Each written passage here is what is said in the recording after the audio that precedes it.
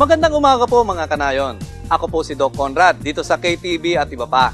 Ngayong umaga, pag-uusapan po natin kung ano ang mga bentahe o advantages ng pag-aalaga ng kambing. Bakit ba kambing ang dapat po nating alagaan kumpara natin doon sa mga iba't ibang hayop sa kabukiran? Una po mga kanayon, maliit lamang po ang kailangan nating puhunan kung tayo ay mag-aalaga ng kambing.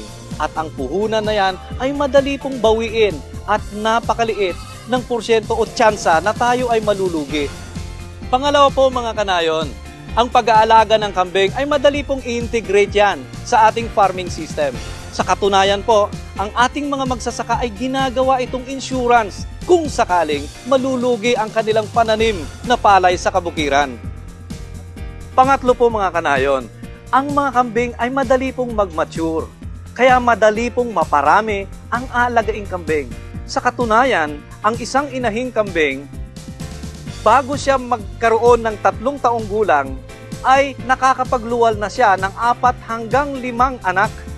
At ang gestation period nito o pregnancy period nito o pagbubuntis ay umaabot lamang ng 150 days or 5 months. At mayroon po itong feeding interval ng 8 to 9 months. Isa pa po, ang kambing ay maliit at madali pong i-manage. Kayang-kaya pong alagaan yan ng ating mga kababaihan at ang ating mga maliliit na anak. At ang pinakahuli po mga kanayon, paboritong-paborito po ang mga lutuin galing sa kambing. Tulad po ng pinapaitan, kaldereta, kilawin at sinampalukan.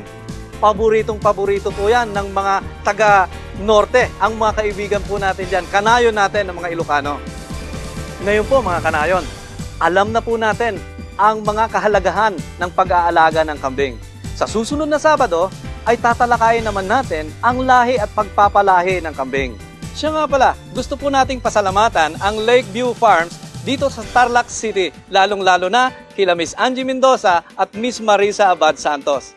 Ito pong muli si Doc Conrad dito sa K+.